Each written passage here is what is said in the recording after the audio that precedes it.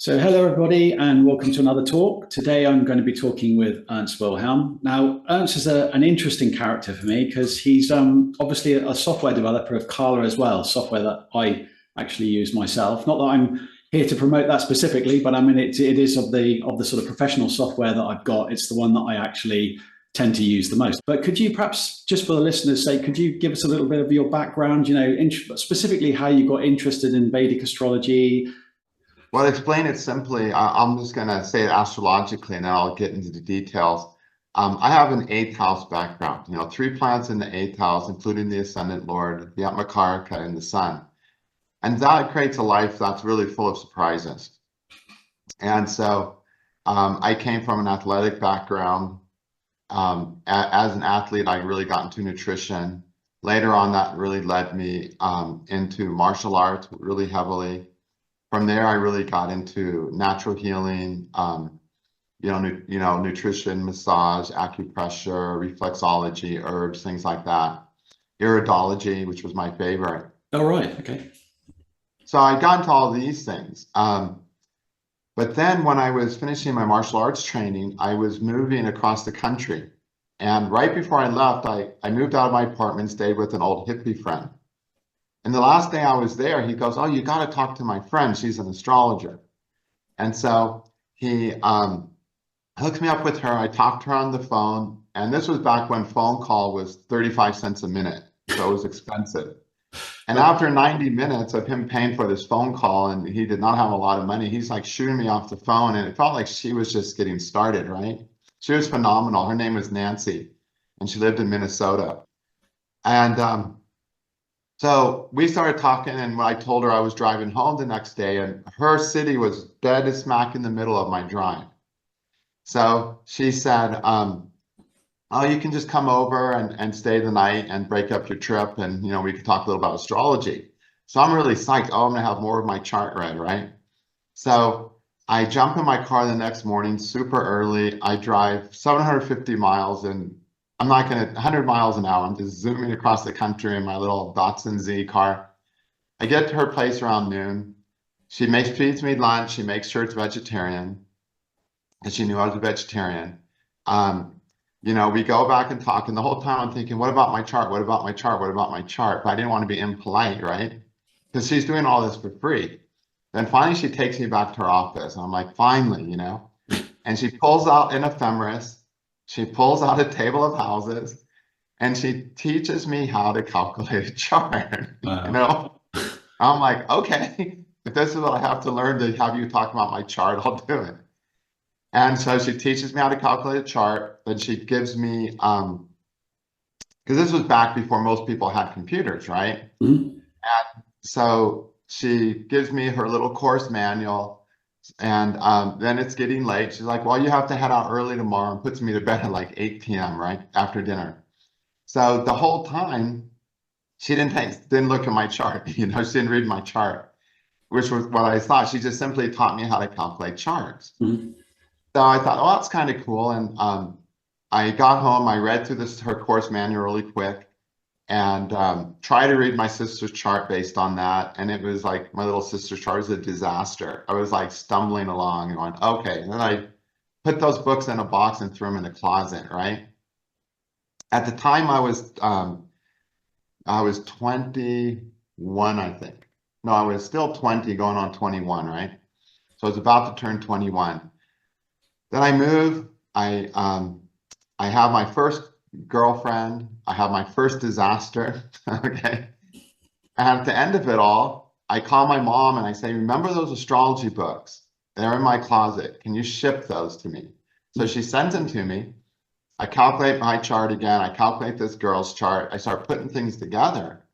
And within a very short time, I'm like processing all this relationship super fast. And I was a hopeless romantic kind of guy. So this relationship failing was like seriously devastating to my whole ideology, And so I just really dove into astrology to help myself sort out all this emotional turmoil I was going through. And after that, I was sold on. I was like, wow, this really helped me. This helped me more than any nutritional stuff I ever did, anything else. And after I got done with that, I just knew I'm an astrologer. That's just what I am. And at that point, I became an astrologer. And at that time, I was doing Western astrology. So I spent the next couple of years studying really seriously, going to, astrology meeting gatherings in the Bay Area. We had some really nice gatherings there. And one of them still continuing, I think, after 30 years now, still running in San Francisco. So, I was picking things up really quickly,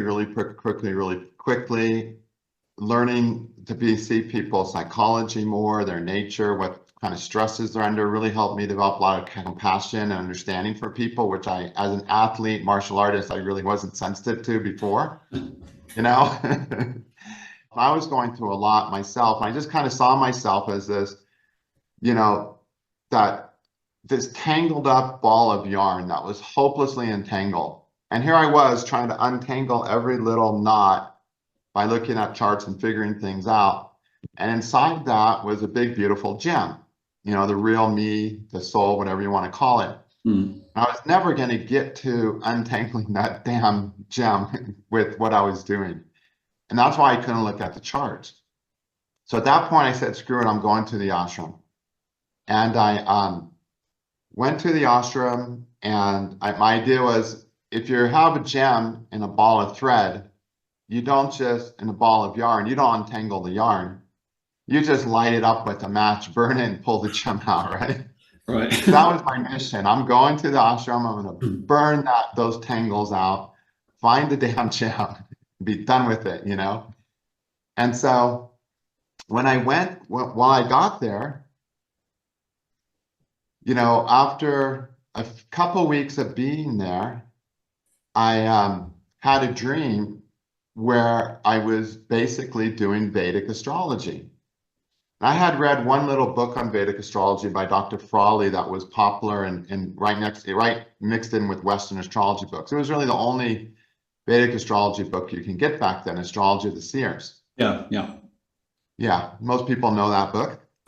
So I had that book, and so I pulled it out again. I started looking at it, and he mentions Brihat Parashara Hora Shastra. So we had this fantastic bookstore in West Hollywood at the time called the Bodhi Tree. It was probably the finest New Age bookstore on earth, okay? And they still existed then, so I called them up and I ordered Brihat Parashara, had it sent to the ashram, and I'm studying Brihat Parashara Hora Shastra. And I just read it like a book, and I said, whoa, because it's all in sutras. That's a pretty hefty book. Hefty book. And I said, this is not going to work the way I pick up a Western astrology book, read it, and I know 99% of it. Plus, I've made 150 assumptions based on that are also true. It was like, whoa. So then what I started doing, I went literally to the first sutra, typed the sutra into my laptop, spent hours thinking about it, writing it down. And that eventually turned into the Vault of the Heavens book, and eventually turned into the Graha Sutras book. So I literally started writing Vault of the Heavens so that I could digest Brihat Parashara, right? Okay, so after I started doing that, and then I had this really shy Italian guy come up to me one day. And this really sweet Italian guy who was determined to become a monk. That was his goal. I was just there on an 8-month siesta from life, to burn the yarn. But he was like, really wanted to be a monk. And he came up and he said, oh, I heard you did Western astrology. I said, I did, but I kind of got nausea when I look at charts. And he said, well, I lived in India for 3 years. I studied with the Vedic astrology with the Brahmin. I've got software and lots of books. I've been very serious about it, but I've never had my chart done in Western. Can you do my chart? I was like, okay. I said, I can try. If I don't get nauseous, I'll do it, So this was about 3 months since I had just dropped Western astrology. So he gave me his chart. I calculated his chart. But a few minutes as we were getting ready to go to lunch, I looked at his chart. I rattled off a few things. He said, thank you very much. After that, after lunch that day, he comes up to me and he says, I called my mom in Italy, and she's sending me my whole Vedic astrology library. every English book from India that's been translated, plus the software I use, and I'm going to give it all to you. You're going to do great in this. So that's Gaetano. So he gives me all his stuff. So I'm in the ashram, yeah, I'm burning I'm meditating the schedule, 25 hours a week of meditation, burning those things off, burning the yarn. And then the rest of the time, every spare minute, I'm studying Vedic astrology. I'm studying it during lunch. I'm staying in my room eating a watermelon from the field instead of going to lunch and having pizza, and studying every minute. And my job at the ashram was irrigation. So I worked alone and I'd have to turn a valve on, wait 5 minutes, turn it off throughout the whole farm. And so I had time, and I had the only job there that was an isolated job. Everyone else worked in team or group. I was alone. So I just sat there, and whatever I was doing my job, I was thinking Vedic astrology.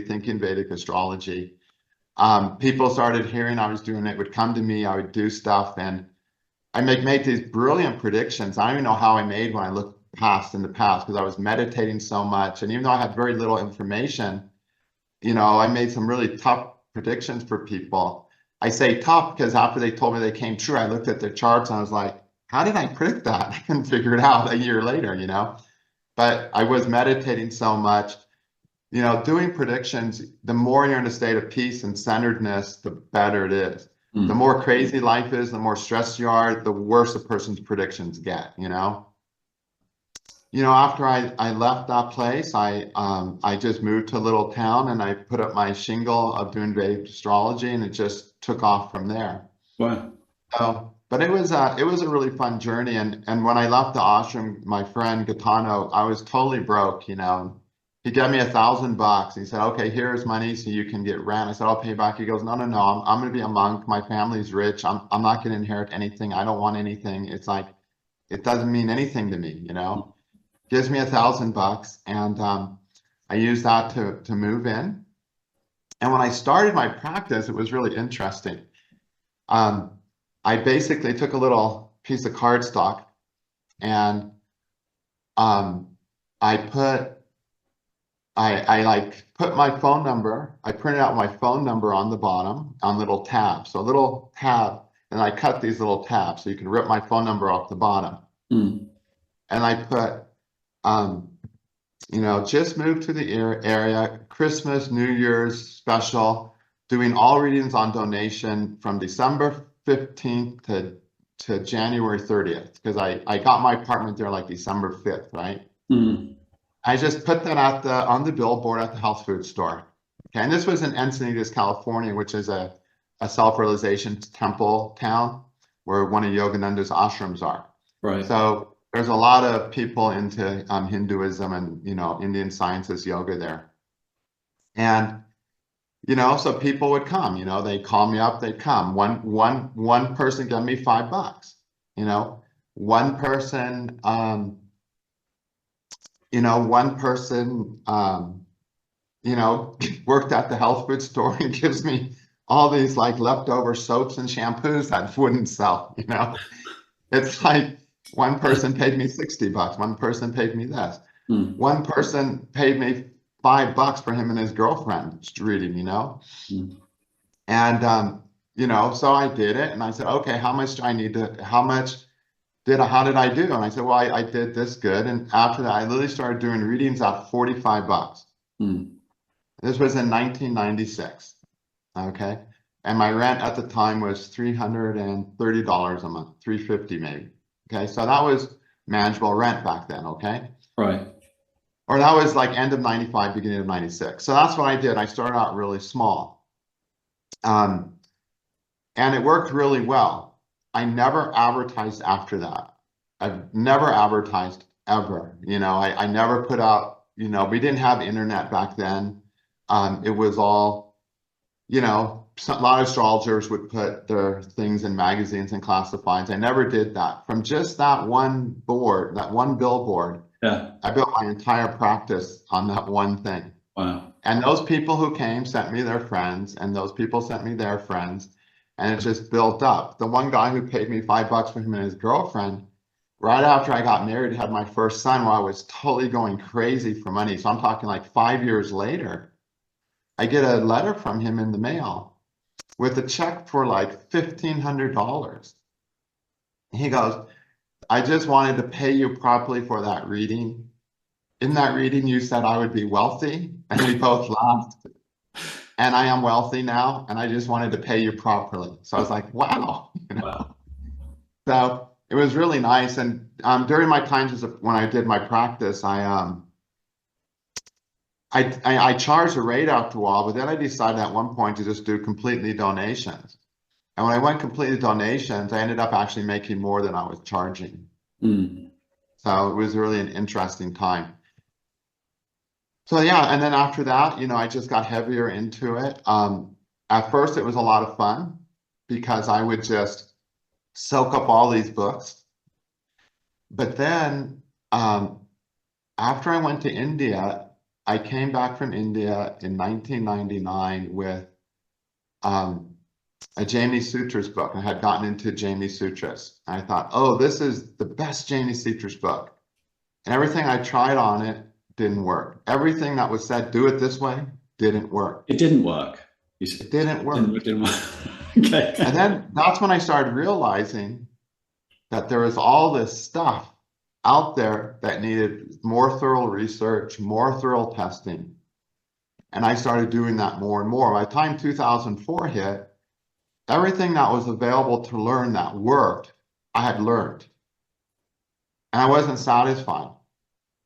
So now it was about trying to like really break through into the next, break past that veil of what was known and worked into what about everything else? What about things that are not even used?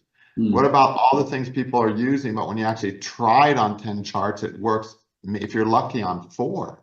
Right. There's a lot of techniques out there that work 4 to 10 charts.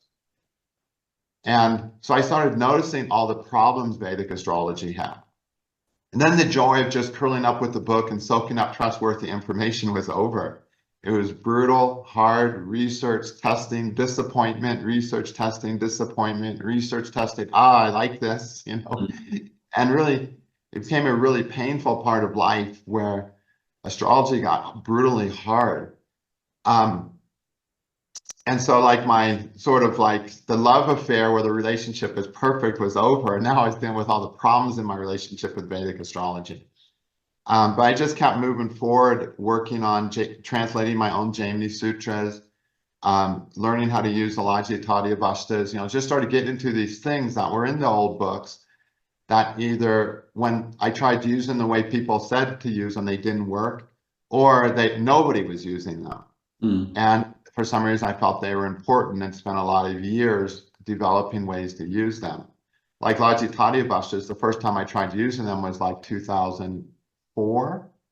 And they've evolved to the point now that I consider them the most important aspect of Vedic astrology. And I've done 2 courses around 100 hours, 200-hour courses on them. And I'm on a 3rd course right now that's going to probably be a 60, 70, 80-hour course using them again. They really are I consider the most important tool we can use. And they're just basically showing, an Avasthas is a condition, and it lets us see the condition of planets based on being influenced by other planets. Most of how astrologers do that is they simply look at, benefic, malefics, dignities, and that's the extent of planetary analysis. And that has its use in certain places, but the Avasthas are based directly on how planets work. And therefore, if based on how each planet works, how it influences the other planets for good or ill. And that's all based on planetary relationships, basically natural planetary relationships. So most of my work has to do with that now.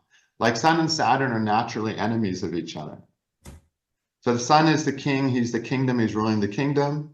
Saturn is so the Sun is who we are, Saturn's what we're not. They have completely different responsibilities. Saturn's like, get rid of this, you don't need this, this is junk in your life. If you keep this, you'll be in trouble. Flush the toilet, that's Saturn, okay? Right? The sun is like, this is what I need to build. This is what I need to be. This is where my life will be fulfilled. This is the kingdom where my needs will get met. This is the way that being my life will work and my needs will get met. Now let's say they're aspecting each other. Now the sun's looking at Saturn saying, oh, the thing I need to build the kingdom is the shit that I should be flushing down the toilet, but I'm going to keep it. You know? So how can you build a proper kingdom if you don't have a proper sewage system? So, and Saturn's going, this is what I need to get rid of. And it's aspecting the sun, saying the thing I need to get rid of is my kingdom that I really should be building. And so now you can see why people with the Sun-Saturn opposition struggle so much in life, you know? Very, very tough opposition to have. I consider it by far the toughest opposition that there is.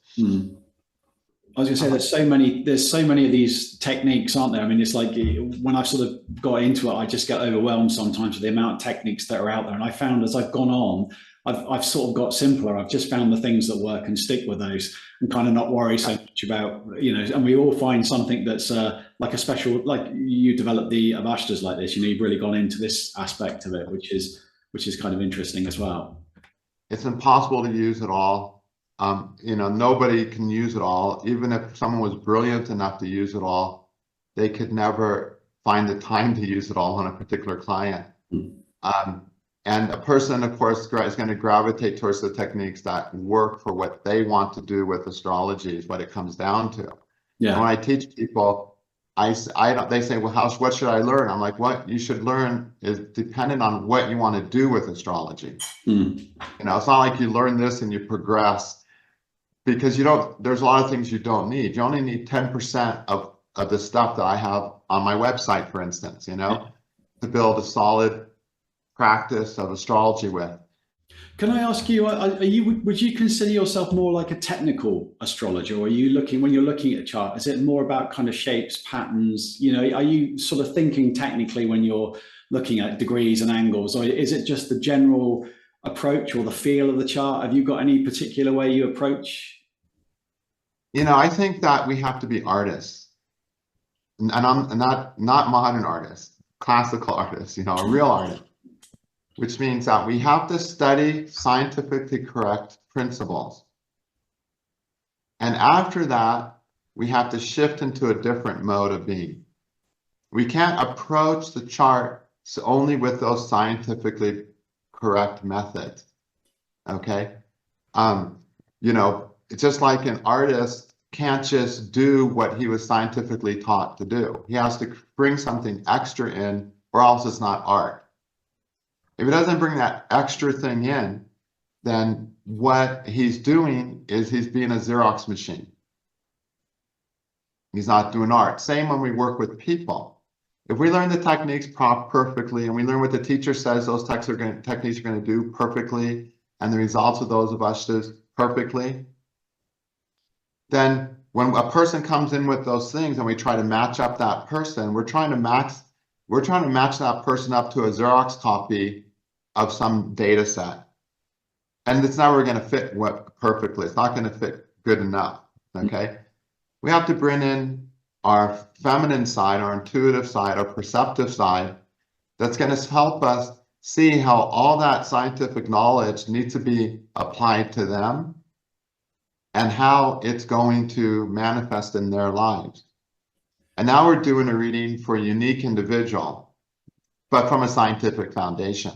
Okay, so for me, when I teach, when I do research, it's completely scientific. It has to be.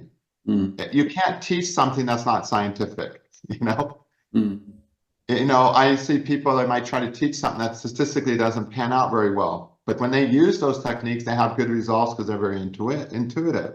But you can't teach intuition when you teach astrology. You can teach intuition in an intuitive learning class, in a meditation class.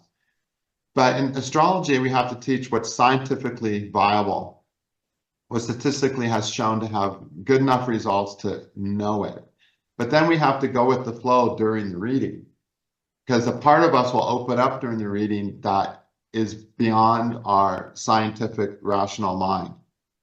And if we don't allow that to open up, we'll do mediocre readings. You know, so it depends when I'm doing a reading, I'm very much in that part of my mind that's not scientific. So like if after I'm done with the reading and I have to write someone's address down, like when I used to have to send a cassette, and I'd be asking for their address. I mean, it would be so hard to just write the address down because I was so far removed from that rational part of the brain that knows what the alphabet is, you know, and I would take monumental focus and concentration to try to write down a simple address. You know, God can put in our heads whatever it is he wants us to say to that person. It might be right or it might be wrong, you know, because the only goal of a consultation is not to say truthful things.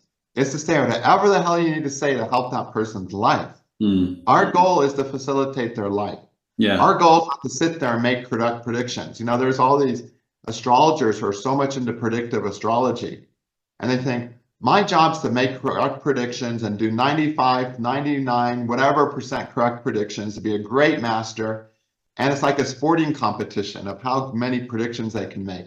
And they'll sit there and they'll look at the chart and you'll be here and they'll say, I think your mother's going to die next year. Oh yeah, most certainly. And my gosh, your brother is going to try to sneak away with the inheritance. Okay. Oh yeah, and you know, no, your wife is not going to have the kids she wants for 4 years. Okay, and your job will go really good though, so don't worry about it. You can just become a workaholic. You know, it's like they're not even looking at the person giving these scary predictions. And I've had people call me saying, so and so astrologer, super famous predictive astrologer, said I would never have love in my life. You know, ever, nothing, no matter what I did. You know, and this person is traumatized for 3 or 4 years. Yeah, at least. You know?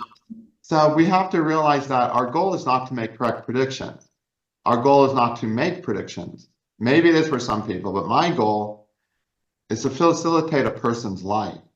And I found when a prediction's required for that, the prediction comes out naturally. I do a reading. If I see an event, I'll say it because that's what you need to know. But you don't just, I don't have ask 20 questions on my menu, you know. I have a wide open menu to work with what you need to make your life work better. And if you just want predictive results, go to someone who's not going to look at you and make predictions. I was going to ask you about, were you not tempted early on, given that you had a kind of, was it kind of naturopathic medicine? I know you did iridology as well, but given that you had all that interest early on, were you not tempted to kind of just integrate astrology into that practice and then kind of combine it with a more healing sort of approach rather? Well, I'm such a extremist. Like I said, my story is an 8th house story, right? You know, that the 8th house, just whatever it jumps into, it has to go deep. It has to go deep all the way. And so everything else is forgotten in that dive. So when I started diving into astrology, I kind of left everything behind. I literally forgot it. I just vaporized out of my head because so all my attention was on this, that diving into astrology at that point. So for me, it really wasn't an option. Now, later in life, I started working with health more for a short while, but all that's really turned into mind-body healing now. Where I don't even bother with, I'm not interested in any therapy anymore. To me, it's all nonsense because in this world that we live in today, the reason people are chronically ill is because of their emotion, what they're doing to themselves emotionally. And so the courses have been focused along that more now. And we can see that with the Logicati Avasthas plus a few other techniques. So yeah, so now it's all about mind-body healing and recognizing that, you know, most complaints that people go to the hospital for, get surgery for, et cetera, there's nothing wrong with their body. Their body's fine, but their emotions are doing something that transfers into having problems with their bodies.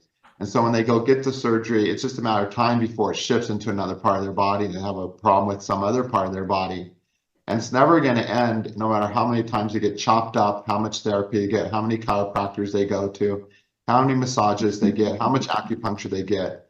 It's never going to end until they start working with themselves healthy on an emotional level. You know, emotional repression is the #1 cause of disease. Any particular planet you're looking for more than any others in that? Are you seeing kind of like Moon and Mars are the key planets for that? Yeah, see, the moon and Mars are the child mind. And the child mind is the part of it that needs, okay? You know, like the moon, it rules the first year of life from 0 to 1. It's the helpless period of life. Prosher says the moon is lovesick. The moon is the planet that needs. It can't survive alone. In Varshaphala, the moon is said it can never be the king of the year. It can't be the lord of the year, you know? The moon needs something to rely on. We've got these yogas called, if we don't have a planet on either side of the moon, we got Kamadruma. The moon doesn't have anything to lean on, you see? Now, if you have the Kamadruma, there's things that can make up for it and give the moon a secondary thing to lean on. So it doesn't get to lean on what it wants to, but then it finds something else later. So it leans a little late, you know, and gets a few bruises as it's starting to fall over. So the moon needs support, basically, the same way that an infant does at 1. And in the world we live in, nobody gets that support as a child anymore. So pretty much everyone on some level is scarred on an emotional level to some degree, either from the age of 0 to 1 or from the age of 1 to 3, which is the age of Mars. And Mars's job is to say, I have a need, take care of it, help me, okay? So when the baby screams, that's Mars, okay? So, yeah, so those two parts of us are our child mind. And in astrology, both of those represent the mother. You know, everyone considers the moon the mother, but Jaimini points out very importantly that Mars is the mother.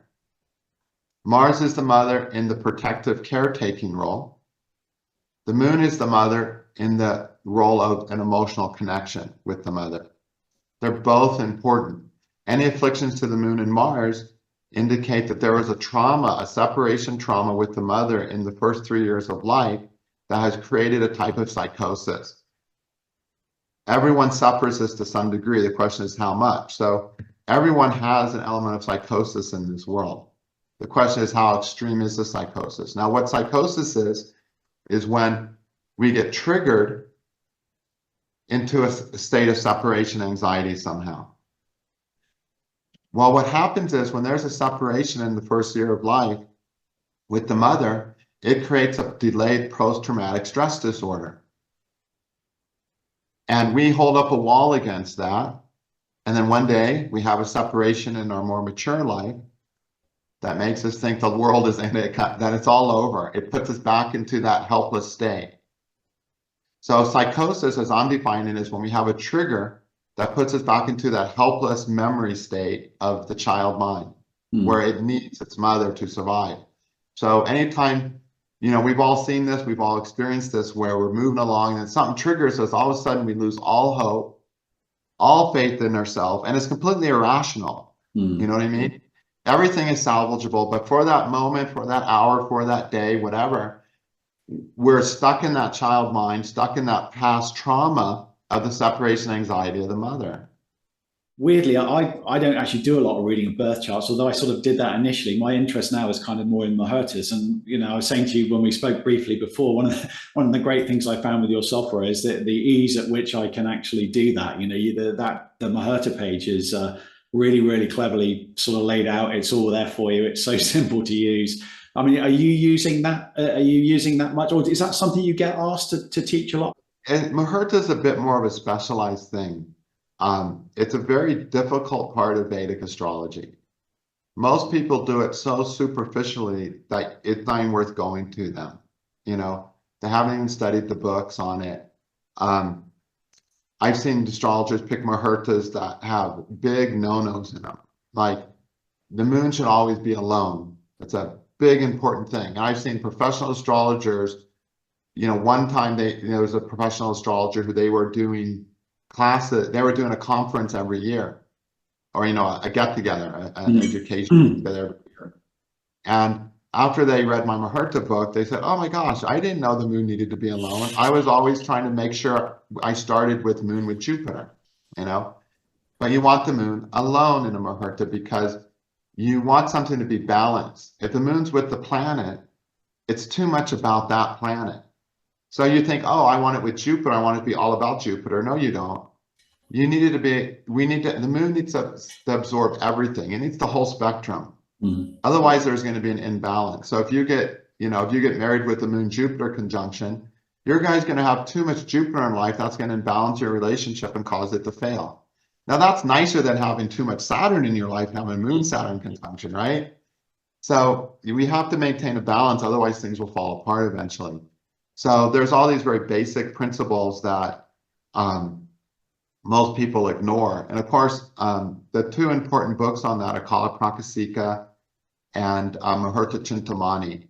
They pretty much cover the whole spectrum of Muhurta between the two. One is used in South India, the other one's used in North India. And I wrote the classical Muhurta book where I basically took all the information from both of those and put them together with my experience and then explaining what these different Muhurta things are actually doing. Because you're dealing with hundreds of factors and now you need to weigh them. Well, how do you weigh them if you understand what the purpose of each factor is? And then I created the module in Kala that will calculate all these factors in the way you can use real quickly, but also will do automated searches and give you good auspicious times.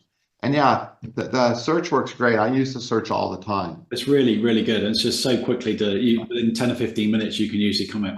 That's pretty decent. Exactly. Just pick 5 things. If I've said to you, look, I'm going to only allow you to pick 5 things to, let's say, tip the scales more in favor of what outcome you were hoping for, what would be those 5 things that you would go, okay, they're kind of like your 5 pillars or your base or.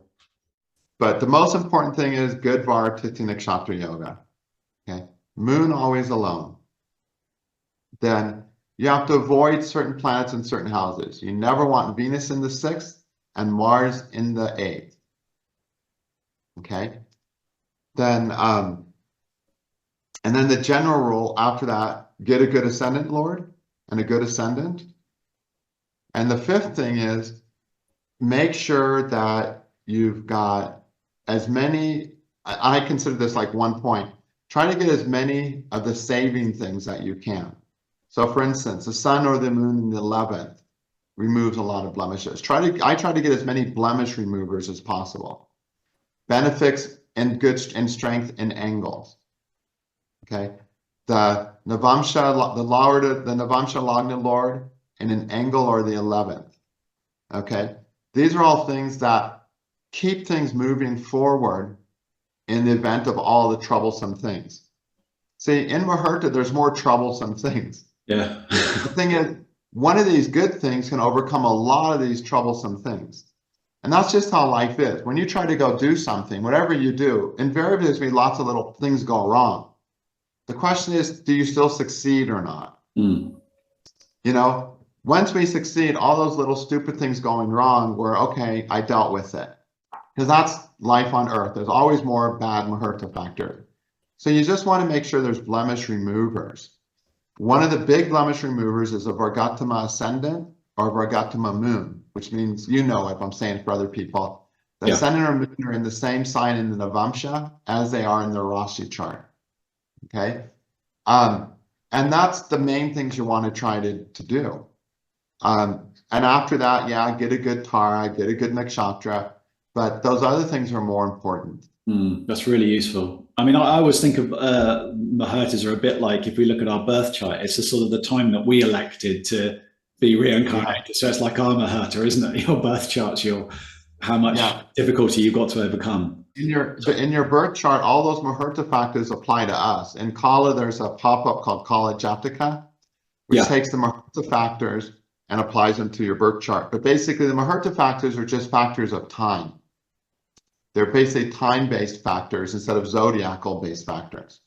And of course, we use zodiac too in Muhurta, but most of the things are time factor. It's a little bit of a techie one to sort of savor towards the end. I sort of hate to just dump it on you because it's a big subject, but I was just curious to, one thing that really interests me is the whole Ayanamsa thing. And I know when I first got into it, when I was writing my book, and you were very helpful giving me some pointers and sort of showing me the way a little bit. So that was really great. And it kind of, I developed a real interest for it. And I just wondered, where you were with it these days. I mean, the software obviously gives you, I think I counted up, you've got something like 45 options in there now in the latest version of Kala. So what's your kind of, just in summary, you don't have to go into huge detail because it's a complex subject. Okay, so with Ayanamsas, There's not many in the software because the Swiss ephemeris, which does the calculation engine, supplies a lot of Ayanamsas. Okay. There's a few we've actually programmed, but most of them we just put them in from the Swiss ephemeris, and they're the best astronomy programmers on Earth when it comes to the astronomical parts of astrology. So they've really done us all a huge favor. So when it comes to the Ayanamsas, the problem is people are trying to connect a star to some point of the zodiac. Okay, now that's a foolish notion. Okay, the reason it's a foolish notion because stars move, stars go supernova. You know, they're not it's not a reliable way to do it. That's like picking a signpost that one day will be gone or has moved 2 feet. It's not going to be really accurate. The reason in the old days they would try to use a star is because you can see stars. Okay, so you can use that star as a basis. But that doesn't mean the star is the cause of that. Okay, when it comes to on the galactic level, because we're dealing with stars now, so we're dealing with the level of our Milky Way galaxy, we do have circles and circles. So just like with the tropical zodiac, for instance, we've got the Earth, and the sun appears to be moving north and south as it goes around the Earth. So when it crosses the equator, and it's going north, that's the vernal equinox, tropical Aries. And then it comes around, and as it crosses the equator again, we got the fall equinox, and it's dripped into Libra tropically. So basically we have these places where planes intersect each other, real simple. We also have those relevant to the galaxy. So, which means we have fixed points of references in our galaxy that will never change.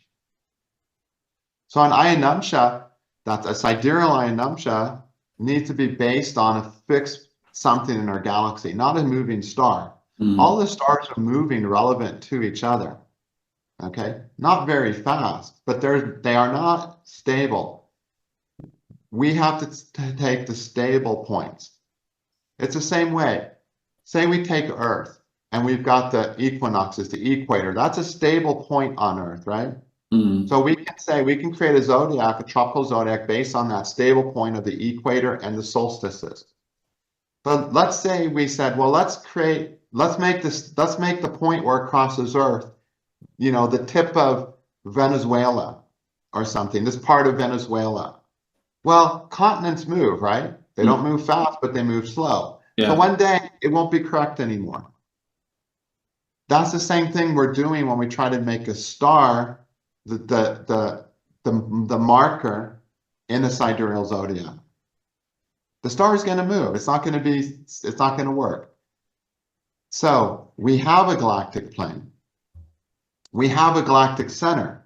These are fixed points that are always going to be the same in relationship to each other. And our solar system. There's always going to be a relationship. So for any Ayanamsa to be viably, possibly scientific accurate, it has to be based on the galactic plane or the galactic center. So now, when we see where the zodiac intersects the galactic plane, we get an Ayanamsa very close to Lahiri Ayanamsa. Okay. Now here's the thing about Lahiri Ayanamsa people don't know.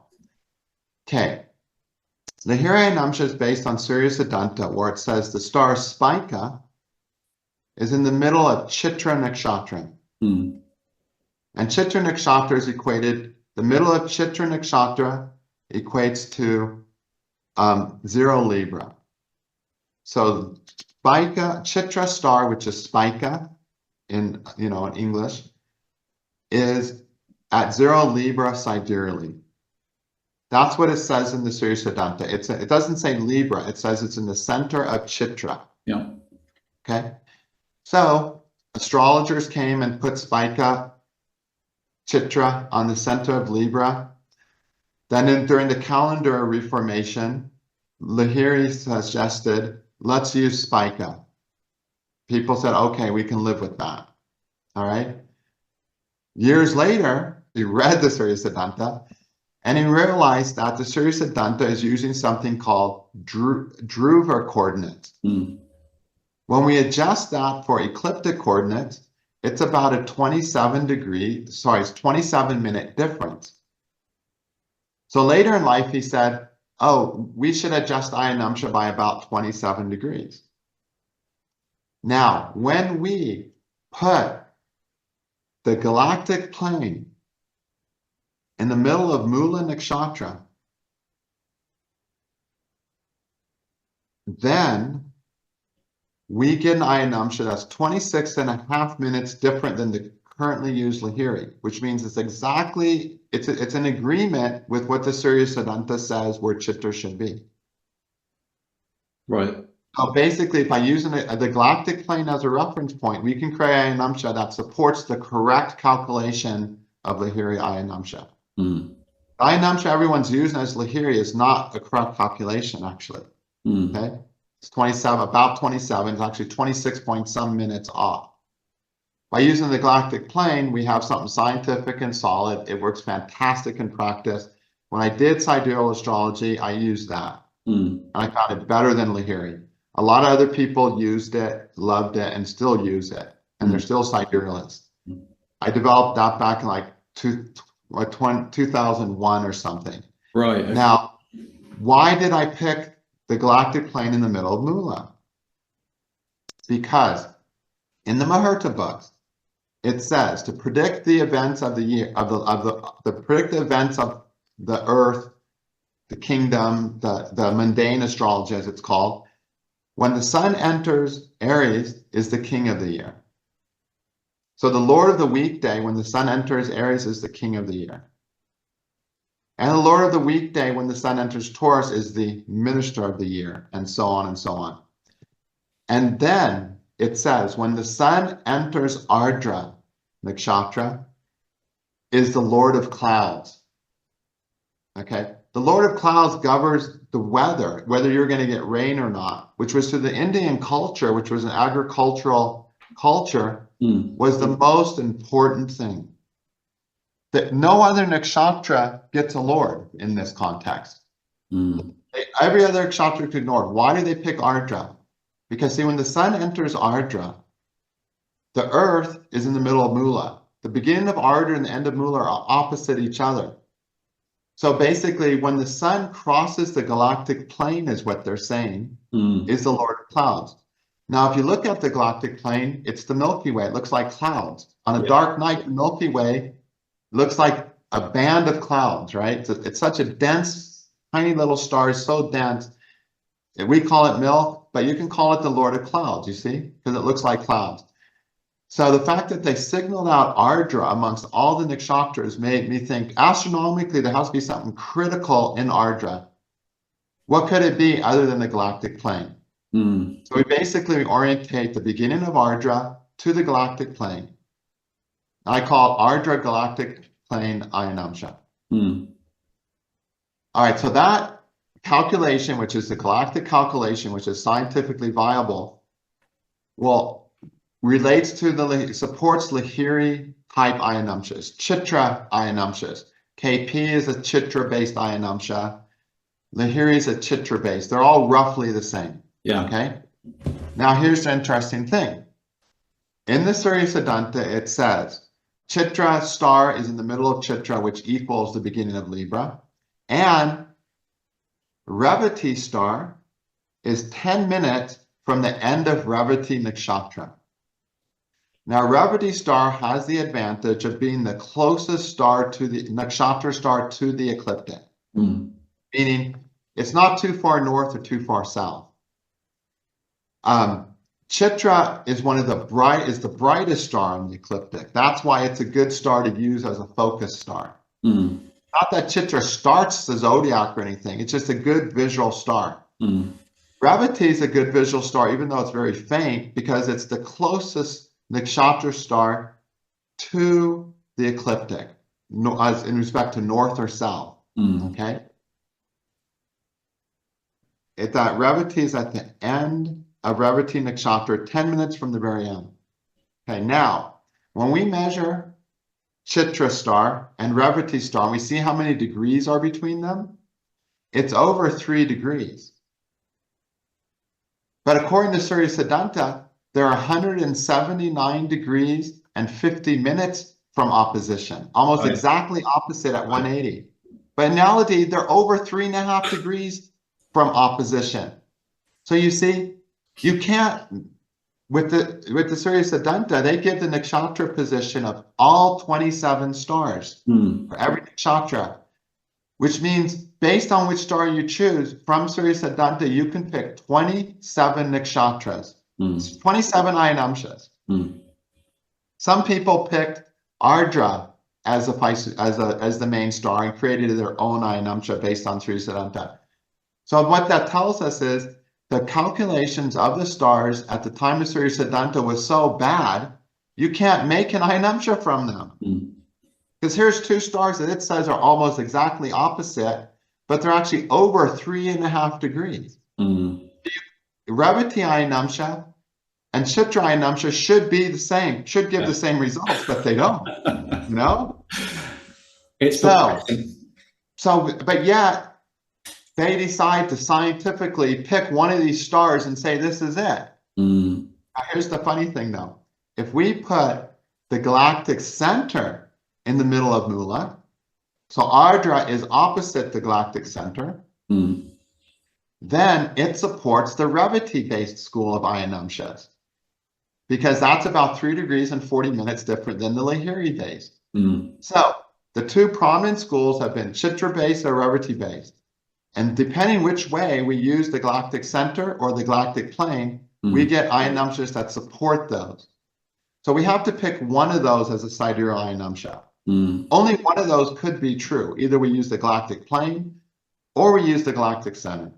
Right. Interesting. That's really, that's a really, I thought it was quite inspired actually, that whole, when I sort of read up on that and really tried to understand. I mean, I've got like Stellarium, and you can look at the galactic plane or the equatorial plane to see where all these loops intersect.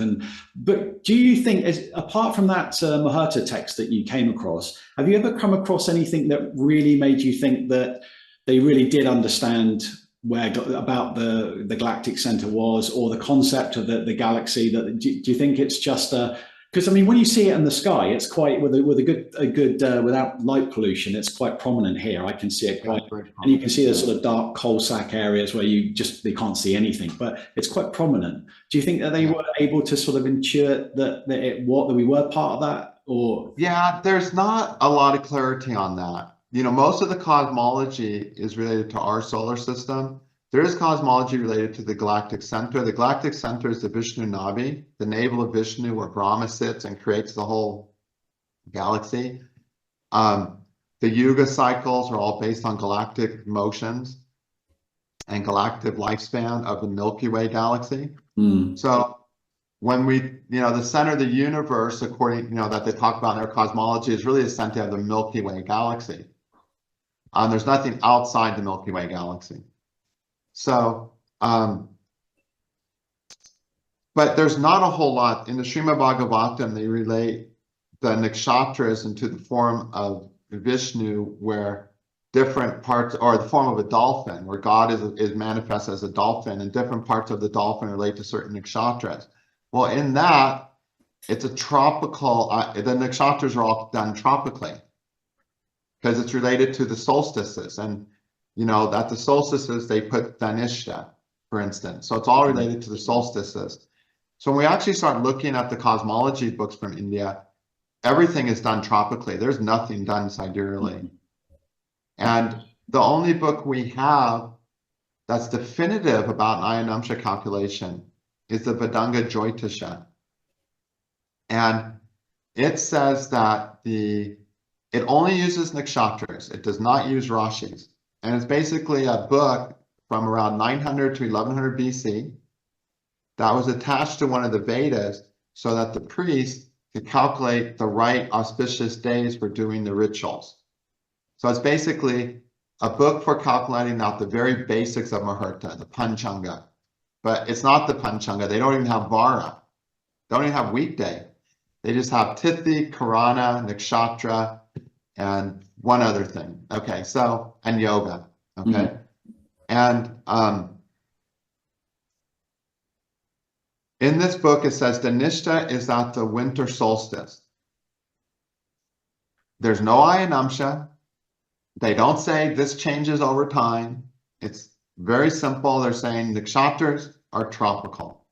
Okay, now, in Varaha Mihira's book, Panchasiddhantika, he says that Aries starts, Aries Rashi, Mars is Navamsha, Mars is Drakana, which are Aries, start at the vernal equinox, which is tropical. He's basically saying it's tropical.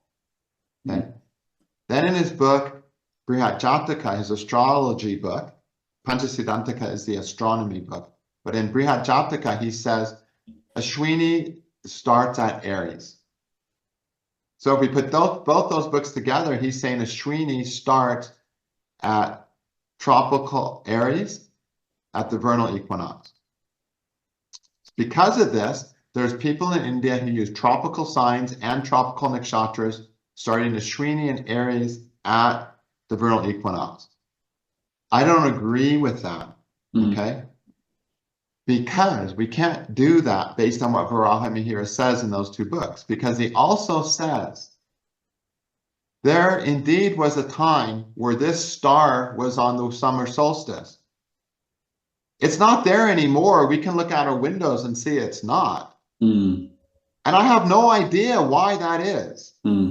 But we know it was there because the old book said it was from 2,000 years previously, from like 2000 BC. So basically what he's saying is, I do not know that precession exists. If an old book said a star is at the solstice here, and 2,000 later there's a different star there, that's explainable through precession of the equinoxes. But he had no explanation. He was like, I don't know how this could be, but if the old books say it, we have to believe it. Yeah. So he, at the time of Brihat Jataka, 500 AD, India had lost the knowledge of precession. Varaha Mihira, who wrote that book, was considered an incarnation of the sun, the wisest man in India. Yet he did not know precession. So what people don't understand is this whole idea of a sidereal zodiac has come out of an age where people in India did not know that precession even existed. And then they started noticing it, and now we have a sidereal zodiac. Now we have an Ayanamsa. Surya Siddhanta doesn't have an Ayanamsa. Later on, it had something, a sentence added to it that's not even Ayanamsa. It's an oscillation where the equinox goes 108 degrees this way, back and forth. It never does the full circle of precession, which we know is not true. So when we read the old evidence, it actually points towards tropical zodiac and scary, even tropical nakshatras, if you really want to go that crazy, So I've researched long ago, many years ago, I researched putting Ashwini on the vernal equinox, a tropical Ayanamsa, basically, where you use tropical nakshatras. I never found it working. I didn't like it, okay? Even though there's people in India who use it. Then I tried Kritika on the vernal equinox. Why Kritika? Well, Kritika is actually the first nakshatra. It's not Ashwini. The last Kritika is the Shukra, which creates the life. It's the very beginning of life. The last nakshatra from Kritika is Yama, which is death. So we have a cycle of life to death, starting at Kritika, going to Yama, or Bharani as it's called, okay? Now, putting Kritika on the vernal equinox, I tried that because there was a study where people took careers based on what people did with lots of random Ayanamsas, and the one that worked best was putting Kritika on the vernal equinox. Oh, interesting. Okay. I tried it. I liked it better than Ashwini. It seemed like it had a lot of promise. I played around with it for over a year, and I was like, it's not better than the Ardra galactic plane, or putting the middle of, or putting the galactic plane, in the middle of Mula, those ones I talked about. It's not working better than those. At the time, I was really into this idea that we have a tropical signs and sidereal nakshatras, right? Okay, so, But then I went back and I grabbed my Vedanga Jyotish off the shelf, which I've had on the shelf for 15 years at least. And I said, well, let's just try this Vedanga Jyotish idea of putting Dhanishta on the winter solstice. We programmed it into Kala, tried it, and it's actually been the most promising Ayanamsa I've tested. And that's actually, I feel, is worth continuing to test. Okay. It's a mind trip to say the nakshatras have nothing to do with those stars named after the nakshatras, though. You know, that's like a big mind trip. Why would that be? Why do we have nakshatras?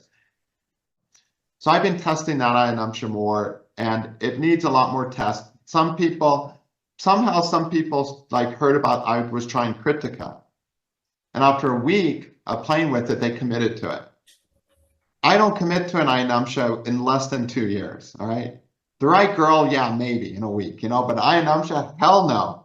At least 2 years of dating that Ayanamsa, because the way astrology works, anytime you get something new, it seems to work better. You know, it's just for some reason, it's juicy at first, you know, yeah. Like it is like a new relationship, you know, all of a sudden you see where it's filling in the holes that are left by every other Ayanamsa. And then 2 years later, you have a whole new set of holes usually. So it's very important to take an extreme amount of time, look at an extreme amount of charts, and see, do the holes start increasing until at the end of the day, it's no better than anything else, or the end of the year or the 2 year period.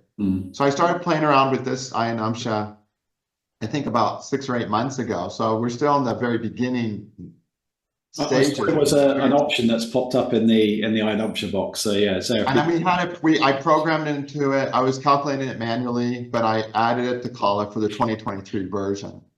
So something can play with. At the end of the day, I don't have a problem divorcing nakshatras from the actual stars. I think the stars were used as markers, but they aligned to it. They were used as markers, so you can see the moon. But I think in the end, we need to understand stars are moving, living, changing things. And I think they have an astrological influence. Like in fixed star astrology in Arabian and Western world, the star itself had an astrological influence. It is a light. Jyotish is the science of light. It is a light. But that doesn't mean that star creates a space or foundation. You know, the foundations all have to be on fixed planes that intersect each other. In the Surya Siddhanta, it says, this star is in this part of its nakshatra. And it puts every star in every nakshatra. Got it?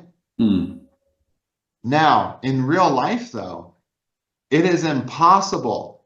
There is no Ayanamsa that any supercomputer or super genius could create where all the stars will even fall in their nakshatras. Yeah, I actually drew it all out. I drew the whole space out, measured them all, and yeah, you're right. These two will fall into one, or you'll get a space and there'll be nothing in it. It's a complete. Exactly. There's no star in that nakshatra.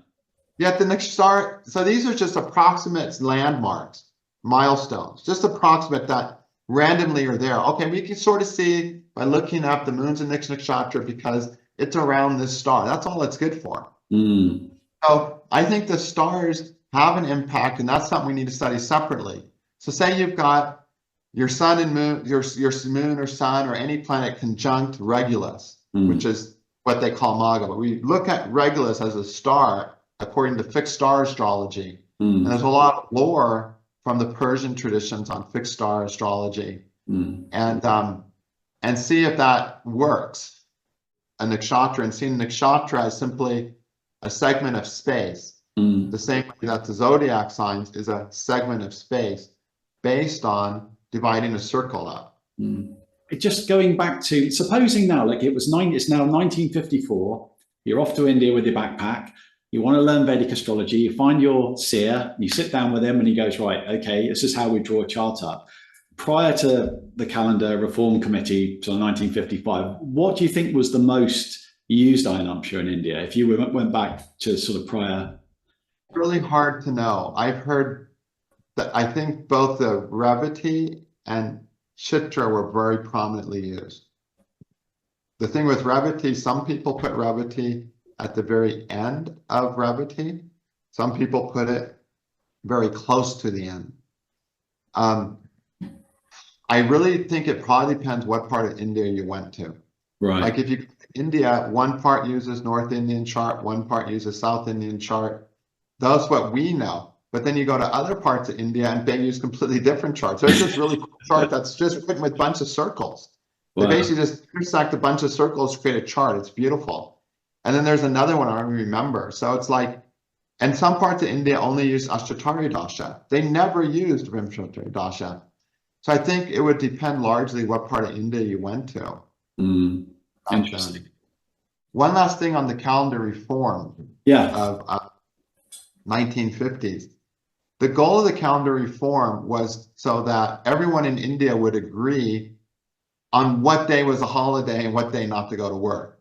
Because in one part of India, they would be using this Ayanamsa and say it's a holiday. Another part of India, they wouldn't have a holiday. So now the country couldn't work in a unified way. So the government's only goal was to have unification of when people are taking the damn days off, okay? So they were not interested, the government was not interested in any scientific accuracy. Now, in the reform, everyone agreed that the Sankrantis, which is when the sun enters a zodiac sign, is done tropically. See, one of the biggest festivals in India is the Makara Capricorn Sankranti. That's when the sun starts moving north. It's defined as the sun is moving north. Now that happens at tropical Capricorn. And everyone agreed, yes, the sun moves north on December 21st, tropical Capricorn. And they wrote that into law. We will celebrate the Sankranti, the winter solstice, which is a huge celebration in India, on December 21st, okay? Yet, they do it January 14th, which is sidereally when sun enters Capricorn. And in India, you say, why are you flying kites today?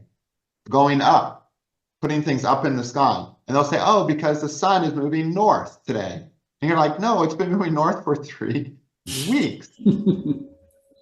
Now, the government, when everyone just started using Lahiri Ayanamsa to calculate out the calendar months, which need to be done tropically, the government said that the astronomers agreed the calendar months are supposed to be tropical.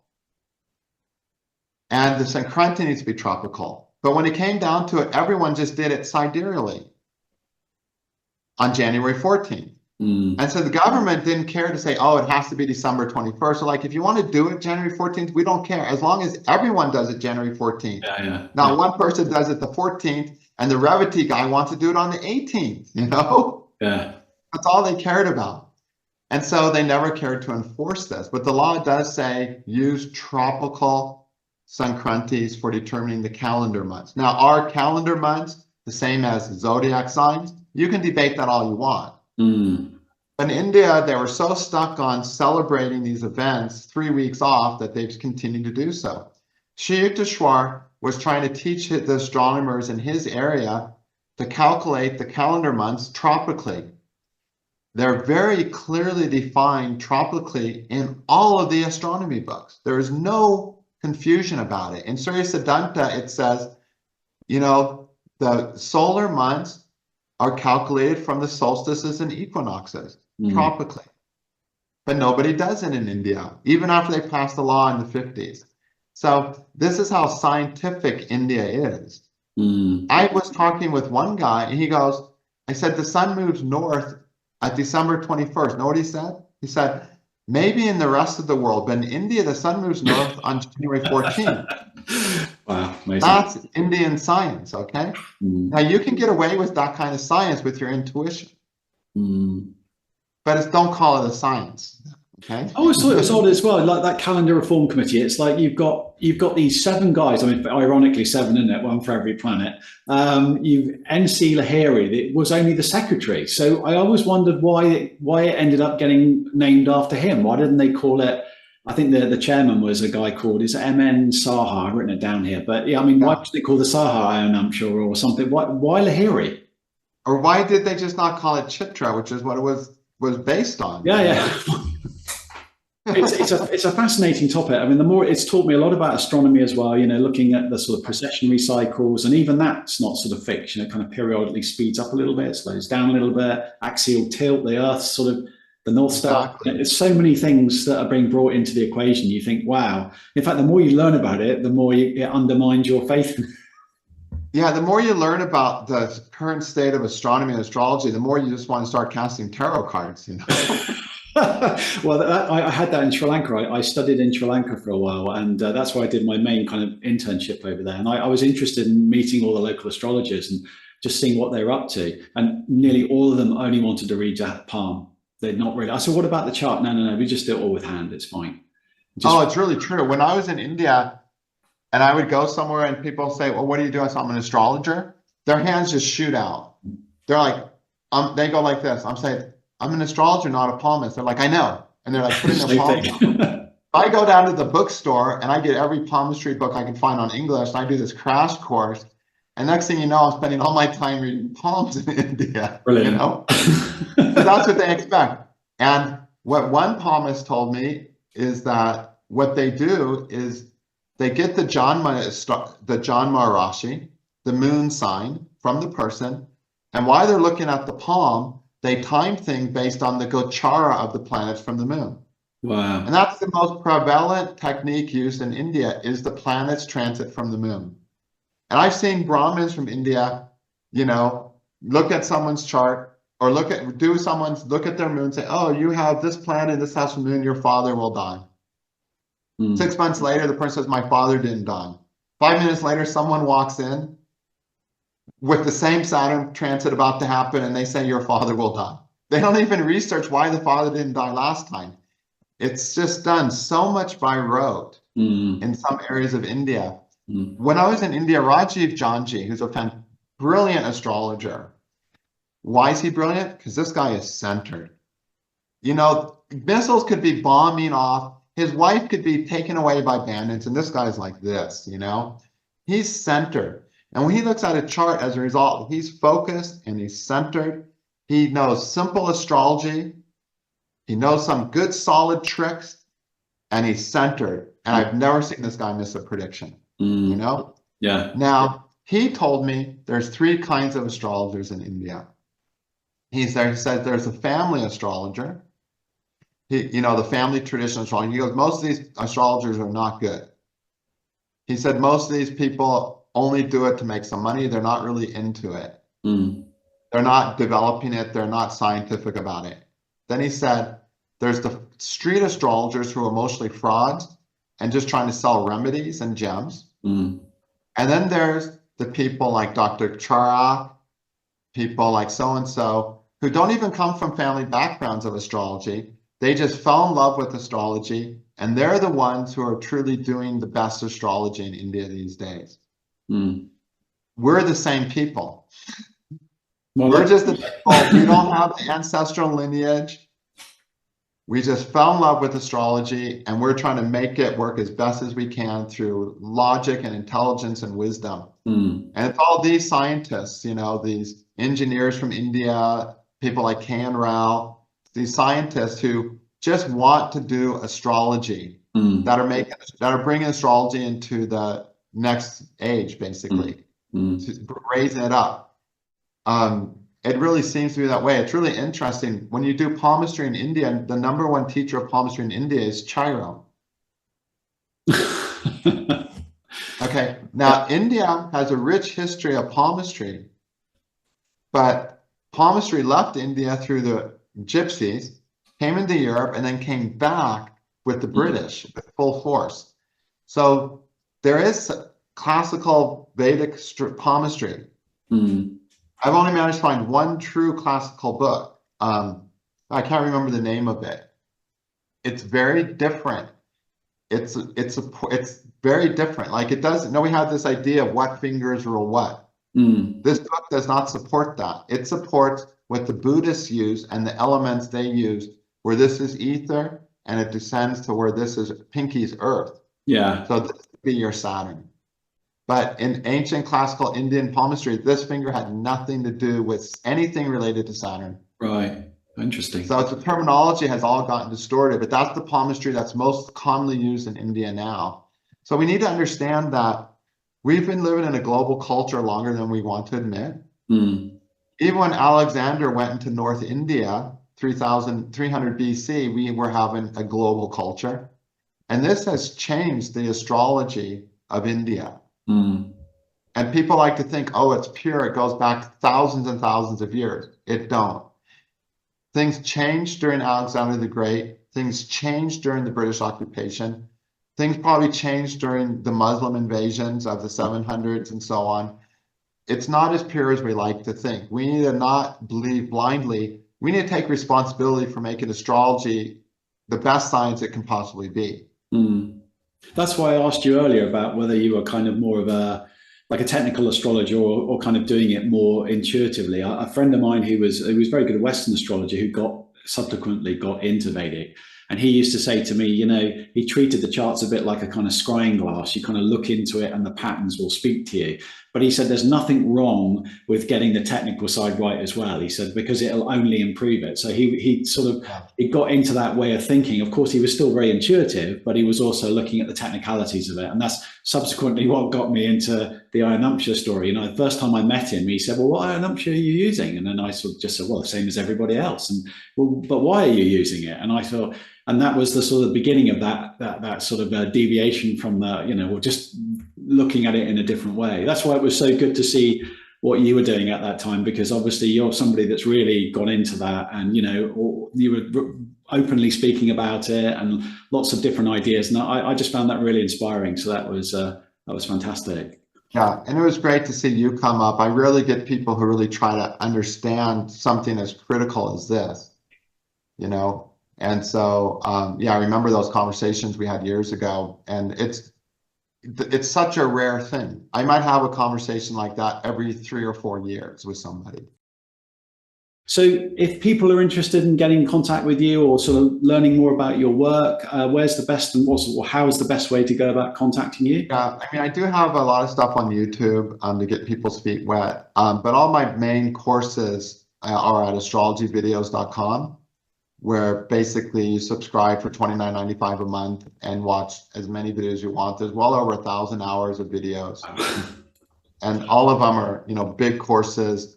And any one of those courses, there's many life-changing courses there. There's many, you know, just all kinds of stuff. So you could just browse that and see if anything interests them, as audio downloads at Vedic-astrology.net, where we also sell Kala. So yeah, there's a lot of material there.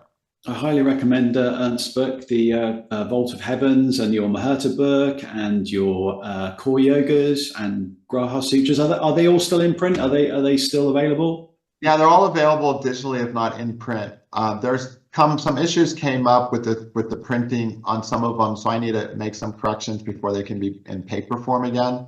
I'm trying to find time to get everything back in a paper form. Right now, Graha Sutras and the Jaime Sutras are the only two available in a paper form right now.